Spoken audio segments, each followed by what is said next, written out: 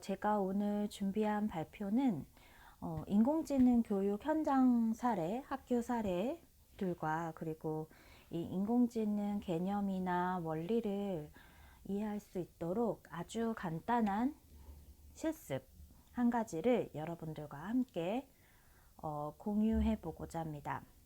인공지능의 개념과 원리를 학교에서는 어떠한 실습으로 진행하고 있는지 여러분들과 함께 공유해 보고자 합니다. 먼저 인공지능 개념에 대해서 간단히 알아보도록 하겠습니다. 인공지능에 대해서는 여러분들이 인터넷으로 인공지능이란이라고 친다면 굉장히 그 정의적인 그리고 이론들이 제시가 되어 있을 텐데요. 먼저 인공지능에 대해서 이해를 해보려면 여러분들은 피지컬 컴퓨팅에 대해서 먼저 이해를 해보시는 것이 도움이 될 것이라고 저는 생각을 하는데요. 이 피지컬 컴퓨팅이라는 개념과 그리고 인공지능이라는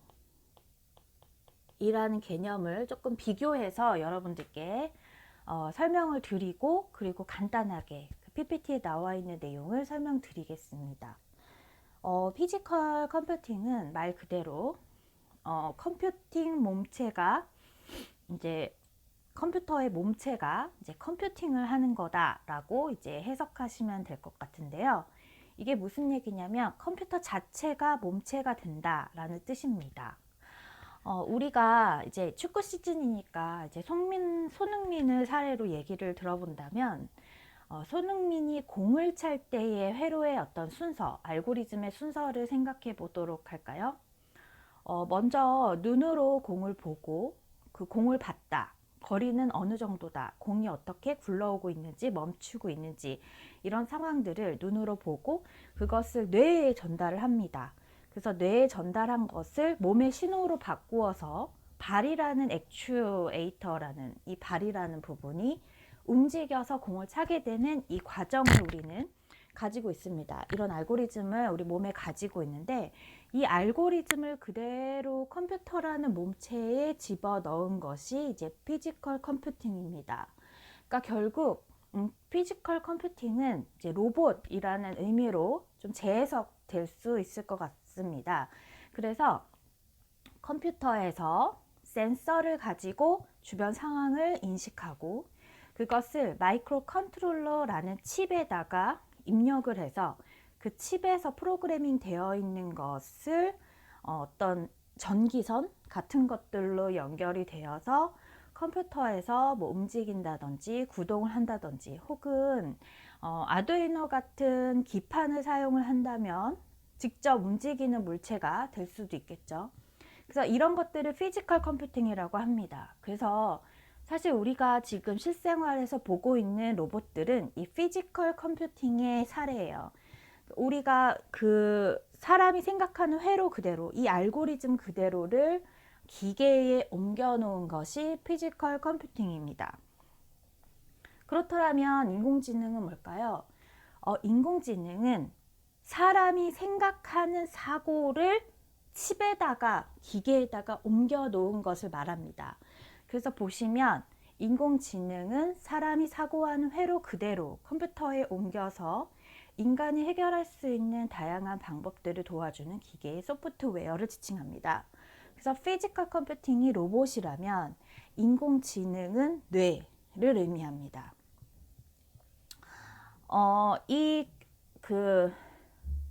그래서 좀 정리를 해보자면 이철현 선생님의 말을 통해서 좀 정리를 해보도록 하겠습니다. 정리를 해보면 이렇게 이야기를 해볼 수 있겠습니다. 인공지능의 개념에 대해서 여러분들이 충분히 이해가 되셨다라고 저는 이제 생각이 드는데요. 그렇다면 인공지능 원리를 조금 더 깊이 이해하기 위해서 우리는 인공지능이라는 단어 안에 포함되어 있는 두 가지의 개념을 조금 더 이해해 보면 좋을 것 같습니다. 머신러닝이라는 게 있고요. 딥러닝이라는 게 있습니다. 영어를 해석하자면 머신러닝은 기계학습이고 딥러닝은 조금 더 구체적인 그리고 좀 심화적인 그런 학습입니다. 인공지능이라는 카테고리 안에 이제 이 러닝이라는 것이 들어가 있다는 게 핵심 키워드일 텐데요. 우리가 사용하는 이 뇌를 그대로 컴퓨터에 옮겨 놓은 것이 인공지능이라고 했는데, 우리의 뇌는 그냥 지식을 쌓고 정보를 습득하는 데서 그치는 것이 아니라 그것을 활용하기 때문에 의미가 있습니다. 그래서 이 인공지능 안에 있는 머신러닝과 딥러닝의 뒤에 러닝이라는 학습자가 붙은 거고요. 결국은 인공지능의 끝에 있는 목표는 지식이나 정보를 활용하고 적용할 수 있는 상태를 만드는 것을 말합니다. 그래서 이 인공지능에서 이 머신러닝은 딥러닝보다는 조금 더 앞선 단계라고 생각하시면 좋을 것 같은데요. 이 머신러닝은 주어진 지식이나 정보 안에서 그것들을 인식하고 그런 것들을 간에 패턴을 찾는 학습 과정을 의미합니다. 그래서 방법으로는 이제 표상이라는 방법과 그리고 또 이것을 일반화할 수 있는 어떤 그런 과정을 제시할 수 있습니다. 그렇더라면 딥러닝은 뭘까요? 이 딥러닝은 이 머신러닝 과정에서 우리가 패턴을 인식하고 분류한 것을 찾아냈다면 그걸 가지고 비슷한 것들끼리 연결점을 부여해서 어떻게 보면은 우리 뇌에 있는 뉴런처럼 연결점을 부여해서 그 신텍스, 그러니까 그 신경망이나 이런 것들을 연결해주는 과정, 그럼을 통해서 학습이 되는 과정을 딥러닝이라고 합니다. 그래서 이것의 방법으로는 좀 추상화가 있겠는데, 추상화의 개념에는 또 크게 두 가지가 있을 건데, 뭔가 애매모호하고 뭔가 말로 설명할 수 없는 그런 추상화가 아니라 좀 필요 없는 부분을 좀 덜어내는 그런 방식의 추상화라고 이야기할 수 있겠습니다. 학교 현장에서는 인공지능 교육을 어떻게 쓰이고 있느냐, 지금은 굉장히 좀 시작점이라고 볼 수 있겠습니다. 교육과정 총론에 대한 이야기도 우리가 지난 시간에 특강 시간에 좀 들었겠지만, 이번 그 2022년 개정 교육과정 총론에서는 디지털 그리고 AI 이 두 가지의 축을 가지고 그 학교의 어떤 혁신을 꾀하려고 하고 있는 움직임이 있는데요. 이 인공지능 수업은 아직은 조금 좀 다져지는 시기다라고 볼 수 있고, 또 기존에 진행되어 있는 소프트웨어 교육 교과서, 그러니까 초등학생이면 정보 교과서라고, 실과 교과서라고 부를 수 있겠죠.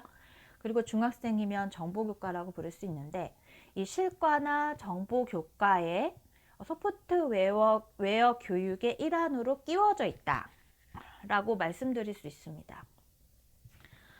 그런데 우리가 인공지능 하면 굉장히 어려운 어떤 그런 과정이다 라는 생각을 하기 때문에 바로 이게 코딩적인 부분을 떠올릴 수 있겠는데요. 물론 그 소프트웨어에서 진행하는 프로그래밍보다 인공지능에서 진행하는 프로그래밍은 물론 한 차원이 더 높은 과정을 포함한다라고도 볼 수 있겠습니다. 그러니까 이 말 뜻은 바로 배우기는 조금 어렵다라는 뜻으로 해석할 수 있겠죠.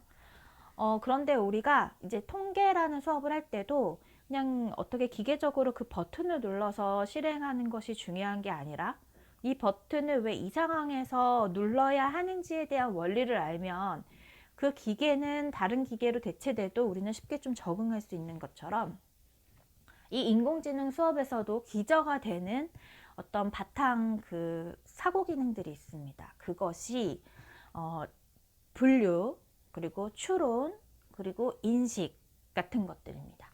하지만 그 미국에서 준하는 AI4K12의 사이트에 들어가 보시면 총 5개의 아이디어를 제시하고 있지만, 저는 이제 그런 내용은 여러분들이 한번 들어가셔서 보시면 좋을 것 같고, 우리가 이 초등학교 중학생을 대상으로 인공지능 수업을 하려고 할 때 처음 시도해 볼 수 있는 사례들에는 어떤 것들이 있느냐, 우리는 이것을 처음 시작할 때 어떤 시도들을 가지고 어떤 개념을 가지고 수업을 해보면 좋을까에 대한 고민을 여러분들과 함께 해보려고 합니다. 제가 따로 빼낸 것은 아니고 그 AI4K12도 마찬가지고 또 영국의 어떤 인공지능 교육 그 기준도 마찬가지고 그 기준에서 계속해서 언급하고 있는 키워드를 도출한 내용입니다. 먼저 인공지능 수업에서 제가 봤을 때 친구들과 같이 이야기 나눠야 되는 아주 기저의 사고 기능은 분류와 추론과 인식입니다. 우리가 앞서서 인공지능 개념을 배울 때에도 그 머신러닝의 어떤 개념을 잘 떠올려 보면 비슷한 것들끼리를 찾아내는 이 분류의 어떤 속성을 가진 그런 어떤 과정이 있음을 알 수 있고, 비슷한 공통적인 내용을 토대로 그것에 대해서 같은 점을 이으려면 어떤 근거들이 필요하잖아요. 그래서 추론이라는 어떤 그런 과정, 그리고 정보를 습득하고 수집하고 그리고 분석하는 이런 과정에서 인식을 어떻게 하느냐가 매우 중요하잖아요. 그래서 이 세 가지의 키워드를 우리가 인공지능 수업을 시작할 때 배우면 좋겠다라고 이제 같이 정의를 하고 싶고요. 그리고 우리가 이렇게 분류나 추론의 인식, 이 머릿속에 있는 내용들을 표상이라고 한다면 그 표상된 내용을 바깥으로 끄집어내는 표현이나 시각화 방법이 매우 중요하다고 보겠습니다. 저도 사실 자주 겪는 오류 중에 하나인데 제 머릿속에는 이러이러한 것들을 더 많이 준비를 했지만 막상 교단에 올라가거나 이렇게 제가 발표할 때가 되면 제가 준비한 것보다는 좀 적게 발표를 할 수밖에 없는, 하지만 그것을 좀 표현하고 시각화하는 방법으로 여러분들께 이렇게 PPT나 아니면 통계적인 수치로 더 준비를 해놨다면 빠뜨리지 않고 더 보여줄 수 있는 거죠. 제 머릿속에 있는 내용을 더 보여줄 수 있는 거죠. 이런 것처럼 인공지능에서도 이 컴퓨터가 우리의 일을 대신하기 때문에 컴퓨터가 생각하는 것, 그리고 내가 생각하는 것이 맞는지를 보여주는 어떤 표현의 어떤 그런 방식과 그리고 시각화하는 방식이 매우 중요하다라고 볼 수 있겠습니다. 그래서 이런 시각화의 방법 때문에 우리가 오늘 실습을 하는 것이고, 여기에서 좀 더 나아간다면 파이썬을 구현하는 그런 연습까지도 할 수 있는 그런 학습의 장이 되는 거라고 저는 생각합니다. 인공지능 수업은 이렇게 좀 복잡한 사고 기능을 내포하고 있지만 가장 중요한 것은 인공지능의 개념과 원리를 학습자들에게 전달하는 것이 매우 중요합니다. 그래서 우리가 오늘 뭐 할 거야, 스크래치 할 거야, 우리 스크래치는 이렇게 하는 거야, 이 노란색 블럭은 뭐 제어를 의미해, 그리고 또 연두색 블럭은 연산을 의미해, 이런 것들이 중요한 것이 아니라 우리가 오늘 이 수업을 하는 데 있어서 궁극적인 목표는 인공지능의 개념과 원리를 함께 이야기 나누는 게 중요해. 이 원리가 어떻게 적용되어 있는지에 대한 그 내용을 학습하는 게 중요해. 이게 가장 상위에 있는 목표라고 볼 수 있겠습니다. 첫 번째 인공지능 사례는 마음을 읽는 것입니다. 인공지능의 어떤 흐름을 본다면 처음에는 아주 간단한 것에서부터 시작했습니다. 사람이 무언가를 찾으려고 할 때 과연 어떻게 도와줄 수 있을까에 대해서 고민을 했다면, 요즘은 사람의 감정까지도 읽어내는 그런 인공지능의 발전을 꾀하고 있는데요. 이 감정이라는 것은 머신러닝을 거쳐서 딥러닝으로 가는 그 원리는 같을 텐데 아무래도 이 딥러닝적인 측면이 매우 강할 겁니다. 어떤 사람이 어떠한 상황에서 어떠한 감정을 느끼는가. 그래서 생각보다 어려운 일인데, 이게 어떤 알고리즘이 어렵다라기보다는 이 마음에 대한 데이터를 가져오는 것이 매우 어렵다라고 이해할 수 있겠죠. 첫 번째 활동은 마음인데요. 마음을 어떻게 읽어야 할까? 그래서 일상생활에서 공감해보고, 직업인이 겪는 상황에서 공감해보고, 그리고 활동을 돌아보는 이러한 단계로 되어 있는데, 여기에서 사용한 것은 머신러닝 for kids입니다. 우리가 오늘 해야 실습하는 티처블 머신과 굉장히 유사한 형태의 플랫폼인데요. 이것도 마찬가지고 오늘 여러분들과 제가 실습할 이 내용도 마찬가지고, 역시 둘 다 그 AI 모델을 직접 만들 수 있는 소프트웨어입니다. 그래서 여기에서도 이제 조금 있다가 실습을 하면 더 이해가 잘 되겠지만, 나의 감정을 데이터로 집어넣으면 그것을 여기 안에 프로그래밍 되어 있는 대로 딥러닝이 진행이 되어서 결국 내가 집어넣는 어떤 상황이 어떠한 감정일 것이다 라고 인출을 해주는 거죠. 아웃풋을 내는 겁니다. 이러한 어떤 수업은 인공지능의 측면에서 봤을 때 딥러닝과 머신러닝 중에서 어떤 부분일까요? 이 수업의 목표는 무엇일까요? 이것에 대해서 여러분들이 한번 머신러닝 포 퀴즈를 학습하게 하는 것일까? 그러니까 정말 궁극적인 어떤 교과의 목표가 무엇이느냐에 따라서 수업의 목표는 그쪽으로 흘러갈 수 있을 겁니다. 그래서 이런 사례를 다 보고 나서 과연 이 사례는 어떠한 학습 목표를 가지고 있을까에 대해서 고민해보는 그런 시간을 가져보시면 좋을 것 같습니다. 두 번째 사례는 픽토그램에 관련된 사례인데요. 저는 이제 한 5년 아니고 한 8년 정도 된 것 같습니다. 그 8년 전에 이 픽토그램을 가지고 표상의 방법을 사용을 해서 교재를 개발한 적이 있었는데, 그래서 이제 제가 또 픽토그램을 좀 잘 알기도 하고 해서 이제 가져왔습니다. 우리 그 학교 안에 픽토그램, 여러분들은 픽토그램 뭔지 알고 계신가요? 또 이렇게 제가 발표를 할 때 이렇게 또 축구를 그 세계적인 축제가 열리고 있기도 하지만, 이 픽토그램은 좀 쉽게 얘기한다면 올림픽에서 우리가 그 사람의 그 각각의 그 경기장에 사람의 어떤 모습, 행동하는 모습을 아주 간단한 그림으로 나타내는 그 그림 자체를 픽토그램이라고 합니다. 그러니까 어떻게 보면 또 우리가 지나갈 때 어떤 공사 중이라는 마크를 꼭 글을 읽지 않아도 그 표시만 보고 여긴 공사 중인가?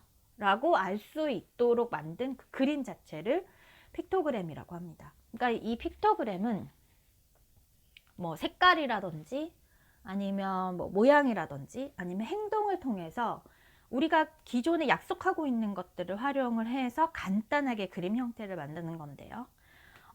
올림픽의 픽토그램이라고 한다면 좀 색깔의 대비를 확실히 줘서 멀리서도 그 모습이 보일 수 있게 하자라는 어떤 그런 약속이 있겠다면은, 공사 중이라는 이런 마크 같은 것들은 우리가 애초에 어떤 준거적으로 교통 그런 어떤 법규적으로 뭐 공사 중일 때는 노란색과 검정색을 사용하자, 약간 좀 경고 정도 주는 것은 뭐 빨간색, 경고를 주는 것은 빨간색을 사용하자, 그 다음에 약간 이렇게 해주세요 라는 느낌을 권유하는 정도의 전달은 뭐 초록색으로 전달하자, 이런 등등의 그 어떤 교통 법규를 활용을 할 때는 우리가 그런 약속을 지니고 있는 것처럼, 그런 약속을 토대로 아주 간단하게 그 어떤 상황을 알 수 있게 간단하게 나타내는 것을 픽토그램이라고 부릅니다.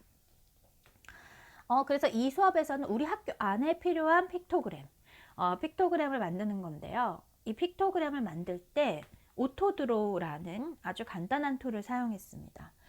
이 오토드로우에 대해서 설명을 하자면 정말 똥같이 그리면 되게 예술품처럼 완성이 되는 그런 어떤 툴인데요. 이번 시간이 끝나고 좀 관심 있으신 분들은 한번 들어가서 되게 간단하거든요. 들어가서 그냥 자기가 한번 똥같이 그렸을 때 그냥 어떤 그림이 나타나는지 이런 것들 한번 확인해 보시면 좋을 것 같습니다. 그래서 이 픽토그램을 주제로 한 이 수업에서 여러분들이 이 수업이 끝나고 나면 어떤 활동을 좀 안내해 볼 수 있을까요? 사후 활동으로 어떤 수업을 제안할 수 있을까요? 저는 앞에서는 학습 목표를 가지고 내가 어떤 학습 목표를 짰을 때 수업이 설계가 될 수 있는가에 대한 질문을 드렸다면, 이번에는 이런 수업을 하고 나서 사전이나 사후 활동으로 어떤 수업을 안내할 수 있을지에 대한 아이디어도 한번 떠올려 보시라고 제안을 드리고 싶습니다. 네, 선생님들 오늘 실습은 여기까지입니다. 그래서 여러분들이 그 인공지능 교육에 대해서 충분히 이해가 되셨으면 좋겠고요. 잘 들어주셔서 감사합니다.